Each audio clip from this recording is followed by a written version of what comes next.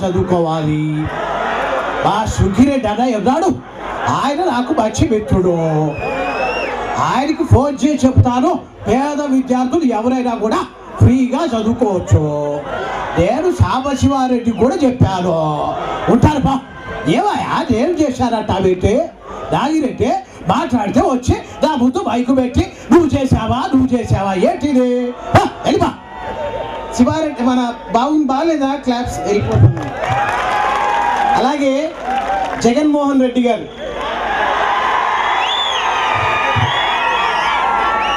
తమ్ముళ్ళకి, చెల్లెమ్మలకి, అక్కలకి, అన్నలకి రెండు చేతులు జోడించి నమస్కరిస్తున్నాను సవినయంగా. నేను రాముడి పరిపాలన అయితే చూడలేదు, కానీ రాజశేఖరుడి పరిపాలన చూశాను, ఆయన స్వర్ణయుగాన్ని చూశాను అని చెప్పి ఈ సందర్భంగా మీకు గుర్తు చేస్తున్నాను. నేనంటా నీ వేళ విద్యార్థులకు ఫీజు రీయింబర్స్మెంట్ ఇచ్చినటువంటి వ్యక్తి వైఎస్ఆర్ కాదా అని నేను అడుగుతున్నాను. ఒక్కసారి దివంగత నేత ప్రియతమ ముఖ్యమంత్రి రాజశేఖర రెడ్డి గారికి గట్టిగా క్లాప్స్ ఇవ్వవలసిందిగా మీ అందరినీ కోరుతున్నాను. ఈ కేంద్ర రాష్ట్ర ప్రభుత్వాన్ని బంగాళాఖాతంలో కలిపినప్పుడే మనకు మేలు జరుగుతుందని చెప్పి ఈ సందర్భంగా సవినయంగా మనవి చేస్తూ, ఎస్ఆర్ఐటి కాలేజీలో చదువుతున్న విద్యార్థులు బాగా చదువుకొని ఈ కాలేజీకి పేరు తీసుకురావాలని మీకు సవినయంగా మనవి చేస్తూ మీ వద్ద సెలవు తీసుకుంటున్నాను. మన ఇట్లానే క్లాప్స్ యువ నాయకుడికి మనకి వచ్చి ఇదే నా జననేతకి. అలాగే మీ అందరికీ తెలుసు, తప్పకుండా వైఎస్ఆర్ కూడా పెద్ద మిమిక్రీ ఆర్టిస్ట్ అని నేను చెప్పగలను. ఎలాగంటే ఆయన కుయ్ అని 108 గురించి చెప్పారు. ఆ ఒక్క వాయిస్ మీకు వినిపిస్తాను. ఇక్కడ తమ్ముళ్ళంతా వైఎస్ఆర్ గారు అని అరుస్తున్నారు. రాజశేఖర రెడ్డి గారు ఎక్కడికి వెళ్ళినా కూడా పొరపాటున ఏదైనా జరిగినా, యాక్సిడెంట్ జరిగినా లేదా ఇంకేదైనా రోగంతో బాధపడుతున్నా మీరు 108 నంబర్కి ఫోన్ చేస్తే చాలు.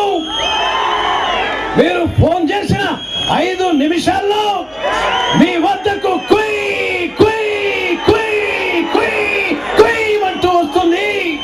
మీ ప్రాణాలుగా పడుతుంది అని చెప్పి ఈ సందర్భంగా సవినయంగా మనవి చేస్తూ మరొక్కసారి మీ వద్ద సెలవు తీసుకుంటున్నా.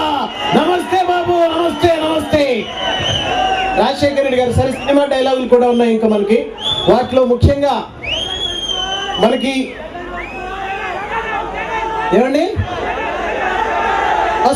ప్లీజ్ మీ తమ్ముళ్ళు మీరు ఒక్కొక్కళ్ళు చెప్పండి, నేను మాట్లాడుతాను తప్పకుండా.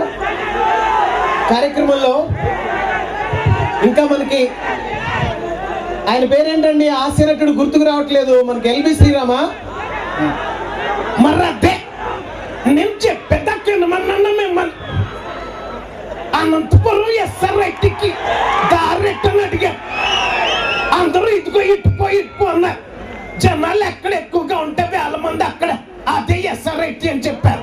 అందుకే ఇక్కడికి వచ్చి పక్కకి వెళ్ళి భోజనం తింటే ఓలిగలు ఏమో రుచిగా ఉన్నాయి. మరి అదే ఏమిటి, ఎందుకు, ఎలా? అదే బాబు మోహన్ గారు కూడా వస్తే దారెత్తుకులాడుతున్నాడు అంట. ఆయనకి లైట్లు లేకపోతే కనపడదు కదా. పాప ఆయన నవ్వితేనే ఎవరో గుర్తించారు మా విశ్వేశ్వర రెడ్డి గారు. ఎలా ఉందంటే బాబు మోహన్ వచ్చి అన్నా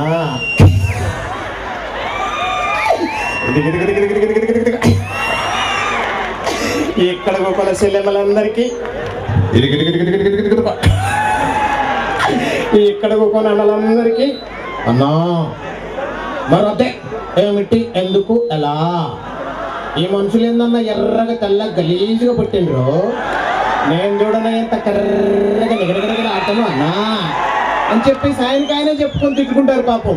మరి ఇంకొక ఆయన వస్తాడు, ఇంకో హాస్యనటుడు. ఆయన ఎవరంటే, ఎవరెక్కడ, నేను వస్తానా సరేగా, నేను ఎక్కడున్నా, ఇంకా ఎస్ఆర్ఐటికి వెళ్తున్నాను. ఈ రోజు ప్రోగ్రామ్స్ ఉన్నాయంటే చూసి వస్తాను. 12 గంటలకు వస్తాను. తలుపుతే ఉంటాను, నేను వస్తాను. అయితే చెప్పేసి ఆయన మాట్లాడదు అంటే హాస్యంగా వీళ్ళ అందరిది మాట్లాడొచ్చని మనవి చేస్తూ చివరిగా ఒక చిన్న జోక్ మీకు చెప్తాను. అదేంటంటే పాత రోజుల్లో మన ప్రాంతాల్లో పాత రోజులు అంటే ఇప్పుడు ఊర్లలో నుంచి సగం మంది వచ్చాం, మనం అంతా పేదరికం అనుభవిస్తున్న వాళ్ళం. ఆ గ్రామీణ ప్రాంతాల్లో అన్ని మతాలు అన్ని కులాలు ఇక్కడ చదువుతున్నాయి. ఇక్కడ ఒక్కసారి గట్టిగా మన అందరం ఒక్కటే అని మీరు క్లాప్స్ కొట్టాలి, కరతాల తోలు. ఒక మినీ భారతదేశం నాకు కనిపిస్తోంది ఇక్కడ.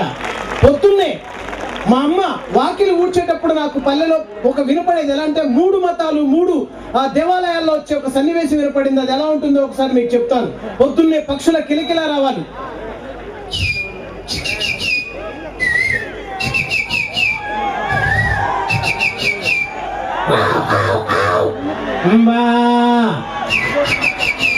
అల్లాహు అక్బర్ అల్లాహ్, అల్లాహు అక్బర్ అల్లాహ్. కౌసల్య సుప్రజారామ పూర్వ సంధ్యా ప్రవర్తతే ఉత్తిష్ట నరసార్థూలం ఉత్తిష్టోత్తిష్ట గరుడధ్వజే.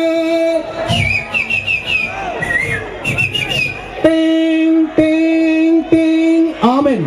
అందరికీ క్రిస్మస్ సందర్భంగా నా క్రిస్టియన్ సోదరులకు కూడా క్రిస్మస్ శుభాకాంక్షలు తెలియజేస్తున్నాను ఈ సందర్భంగా. మరి మా అమ్మ రేడియో పెట్టగానే ఆ రేడియోలో ఒక పాట వచ్చేది. ఏం పాట అంటే పొద్దున్నే ఆకాశవాణి విజయవాడ కేంద్రం 4 లక్షల మెగాహెర్ట్జ్ పై ప్రసారాలు ప్రారంభం. ముందుగా భక్తి గీతం అని చెప్పేసి ఒక భక్తి గీతం వచ్చేది. ఇప్పుడు రేడియోలో ఏమొస్తుందో మీకు చెప్తాను. ఆ భక్తి గీతం ఏమొచ్చేదంటే శ్రీ హనుమాను గురుదేవులు నాయద పలికెను సీతారామ కథ, నే పలికెద సీతారామ కథ. మరి ఇప్పుడు రేడియో పెడితే అంటే 25 సంవత్సరాల క్రితం అలా ఉంటే ఇప్పుడు రేడియో ఆన్ చేస్తే గుడ్ మార్నింగ్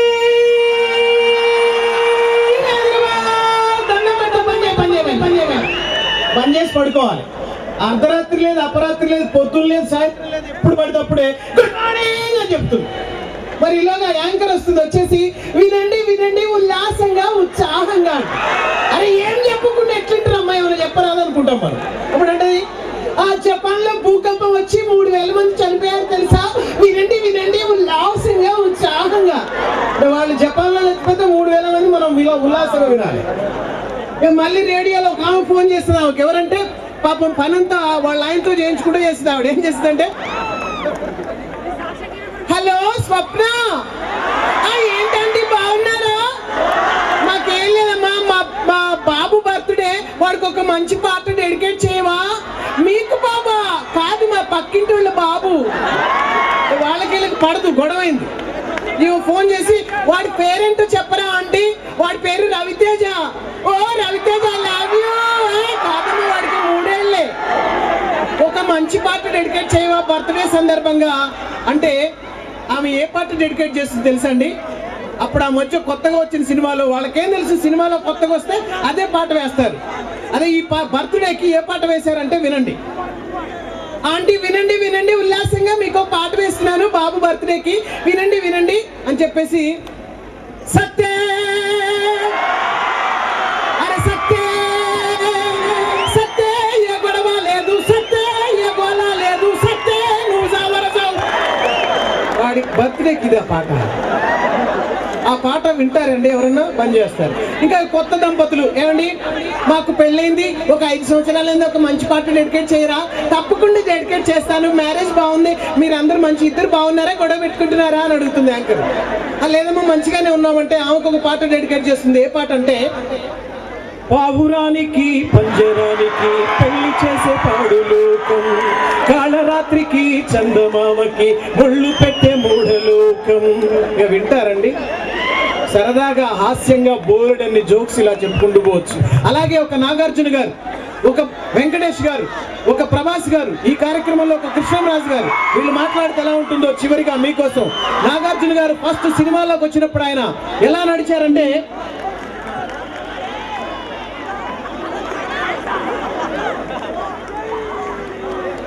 బూడిద మిగిలిందమ్మా, గుప్పెడు బూడిద మిగిలి, చెల్లెల్ని తీసుకురమ్మన్నా, చెల్లెలు కనపడలేదమ్మా. అదే నాగార్జున గారు ఇప్పుడు ఒక సినిమాలో డైలాగ్ చెప్తారు మాస్లో, మాస్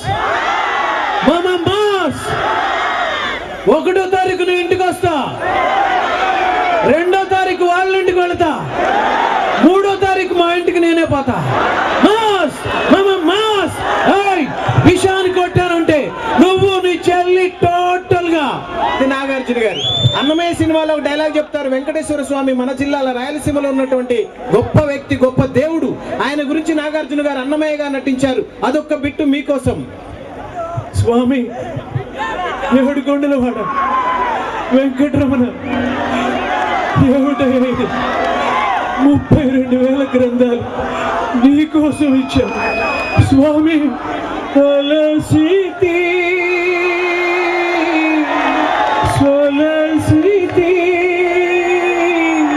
అంతటనే శరణిదే జొచ్చితిని అంతర్యామి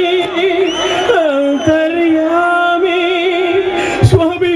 ఏడుకొండలవాడ నీ కొండకు రాలేకపోతున్నాను, ఎన్ని మెట్లెక్కినా నువ్వు కనిపించడం లేదు. ప్లీజ్ అరేంజ్ మన హెలికాప్టర్ స్వామి. నాగార్జున గారు అదే వెంకటేష్ గారు అయితే సుందరాకాండ్ సినిమాలో మరి ఓసిన పిచ్చి మొహమ్మ ఏం కులికావు నా చిలుకల కులికి. నాయనమ్మా నాకెందుకో భయంగా ఉంది నాయనమ్మా.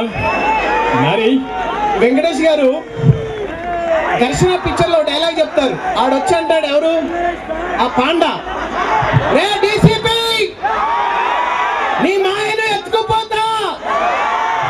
నా మాయ అంటే నాకు ప్రాణురా, నా మాయ లేకపోతే నేను బ్రతకలేనురా, నా మాయను నాకు వదిలిపెట్టరా. రే డీసీపీ నీ మాయను ఎత్తుకుపోతా. మాయ లేకపోతే నేను బ్రతకలేనురా, నా మాయ నాకు కావాలిరా. ఆల్రెడీ ఎత్తుకుపోయాను రా. ఈడ బయటపో, నువ్వే ఉంచుకో. లాస్ట్ ఏం చేస్తాడు? ఏం చేయాలి అంటే హాస్యంగా ఇలాంటివన్నీ చెప్పొచ్చు. చివరిగా ఒక చిన్న అంశం మీకు, మీరందరూ ఒక్క నిమిషం.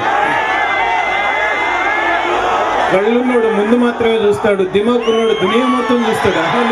చూస్తా కదా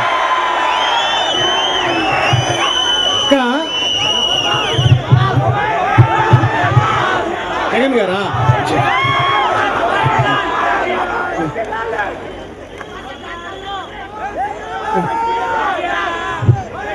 తమ్ముళ్ళు ప్లీజ్, ఇదిగో నేను చేస్తాను. మీరు అరిచి మీకు పాపం గొంతులు పోతూ ఇంకా చాలా కార్యక్రమాలు ఉన్నాయి.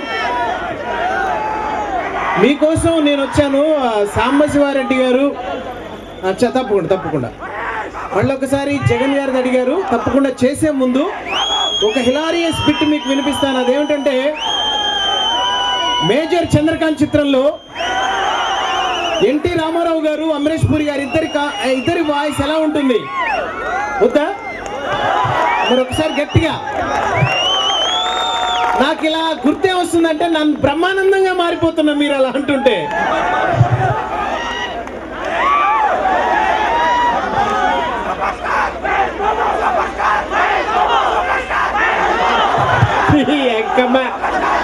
పచ్చడి మారి తాలి పెట్ట ఊట ముట్టుకురా మూర్ఖుడా, ఊట ముట్టుకో. బ్రహ్మానందాన్ని అయిపోతున్నానమ్మా హీరోల వాయిస్లు చేసి.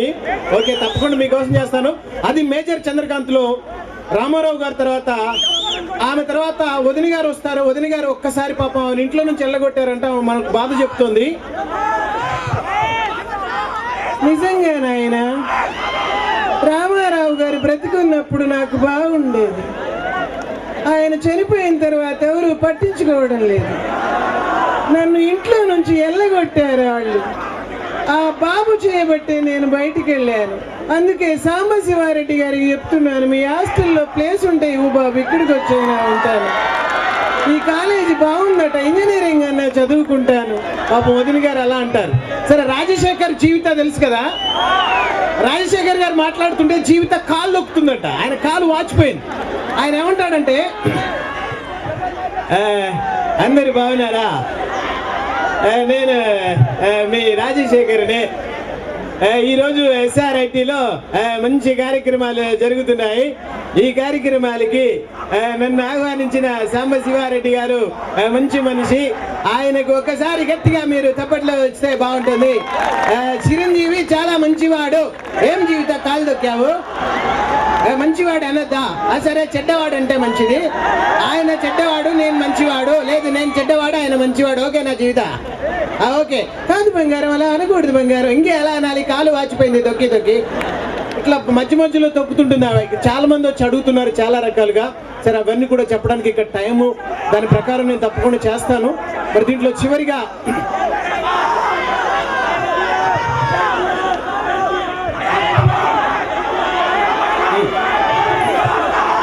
అన్నయ్య కన్ను చూడాలనుకో, తప్పులేదు. బుల్లెట్ చూడాలనుకో, శివారెడ్డి నువ్వు ఇచ్చిన డబ్బులు నీకే ఇచ్చాను. కళ్ళున్నోడు ముందు మాత్రమే చూస్తాడు, దిమాకున్నోడు దునియా మొత్తం చూస్తాడు. నేను నరకటం మొదలు పెడితే నరకంలో కూడా అవసరం. ఉంటాను అన్నయ్య, తప్పకుండా మళ్ళీ వస్తాను. ఓకే అన్నయ్య, ఓకే తప్పకుండా. మరి అలాగే ఈనాటి కార్యక్రమంలో మీకోసం రవితేజ సుజే ఏం కమిషనర్ కూతురు అయితే పెళ్ళిళ్ళు కావా? నువ్వు పెళ్లి చేస్తున్నావా సుజే? ఏంటే దగ్గర వచ్చిపోతున్నావు? సుజే ఏ విక్రమార్కు చేస్తాను అంటే ఒక అరుపులాగా అరిస్తే ఇవన్నీ హీరోల వాయిస్లు కాదు. మనకి నిజమైన హీరోలు కావాలని, ఒక హీరో కావాలని ఇందాక నుంచి అడుగుతున్నారు. ఆయనే మీ అందరికీ మరొక్కసారి ఇక్కడ కూర్చున్నటువంటి నా చెల్లెమ్మలకు కూడా రేపు రాబోయేది మన ప్రభుత్వమే. మీ అందరికీ రాజశేఖరుని పరిపాలన అందజేస్తానని మరొక్కసారి చేతులు జోడించి మనవి చేస్తున్నా సవినయంగా. Thank you. మళ్ళీ ఎందుకంటే అందరు ఉన్నారు కాబట్టి అన్ని వయసులు చెప్పాలి కాబట్టి, మేజర్ చంద్రకాంత్ చిత్రంలో రామారావు గారికి వచ్చేసి 74 సంవత్సరాల వయసులో ఎంపీ ఏంటో పిలుపు, ఏం వెధవా అన్నానా, చెమట అన్నానా? మిస్టర్ ఎంపీఏ గారి నేను పిలిచింది. ఒళ్ళు ఎలా ఉంది? సరిహద్దుల్లో ఎండకు ఎండి. ఇవన్నీ కూడా మీకోసమే అని మరొకసారి మనవి చేస్తూ గట్టిగా ఒకసారి క్లాప్స్ కొట్టి మేము కామ్గా ఉంటామని మీరు చెప్పండి. ఎవరు అడిగారంట, మాస్టర్ అడిగాడంట, రే ఈ లెక్క ఎందుకు చేయలేదురా నువ్వు అని. వాడన్నాడంట, మా నాయన ఎవరిని లెక్క చేయొద్దన్నాడు సార్, అందుకని నేను ఈ లెక్క చేయాలి అన్నట్టుంది మన లెక్క. విషయం ఏంటంటే ఒక ఆయన వచ్చి మగధీర అంటాడు, ఇంకొక ఆయన వచ్చి దూకుడు అంటాడు. ఇన్ని నుంచి దూకాలని ఓకే, మగధీర కావాలి కదా మీకు.